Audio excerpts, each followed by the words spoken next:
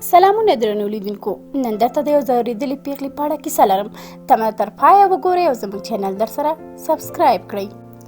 یوه پیغله کیسه کوي او وایي زما ژوند ډېر ښکلی و. د خپلې کوچنۍ کورنۍ سره مې خوشحاله ژوند تېراوه. که څه هم زموږ ډېره غریبي او بېوسي وه، خو بیا هم موږ تل د یو بل په څنګ کې اوسېدو او د ژوند هرې یوې ستونزې ته مو په ګډه د حل لاره لټوله.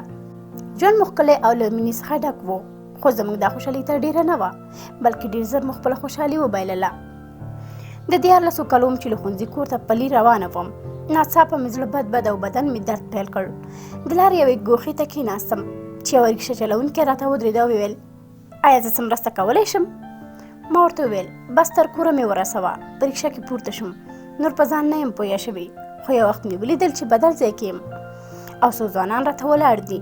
دا چې وضعیت مې ښه و، نو پوښتنه مې وکړه چې تاسو څوک یاست او دا کوم ځای دی؟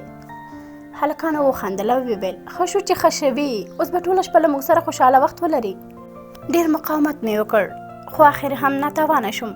څو ورځې د هغوی په ولکه کې وم. وروسته له څو ورځې څخه پولیس خبر ترلاسه کړ او دغه هلکان یې ونیول.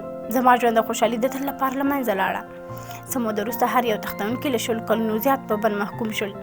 خبره ختمه شوه او ما عادي ژوند پیل کړ. خو کله به مې چې هغه وخت رایاد شو، نو سخته به ځورېدلم.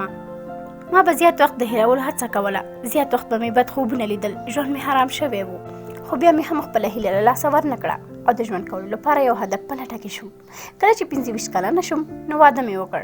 کله مې هم فکر نه کو چې د هغې بدې پېښې څخه وروسته به زه یوه کورنۍ ولرم. خو یو وخت داسې وشو چې کله مې مشره لور 14 کلنه شوه، نو کټ مټ ماته خپله قضیه رایاده شوه، تر دې چې سوچونه او فکرونه نور د وژنې تر حد ورسولم.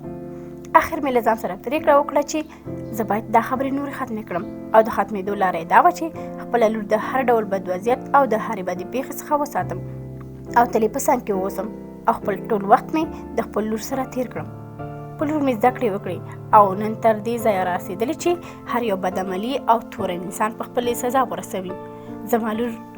زما لور نن قاضۍ ده او زما د ژوند روښنایي ده.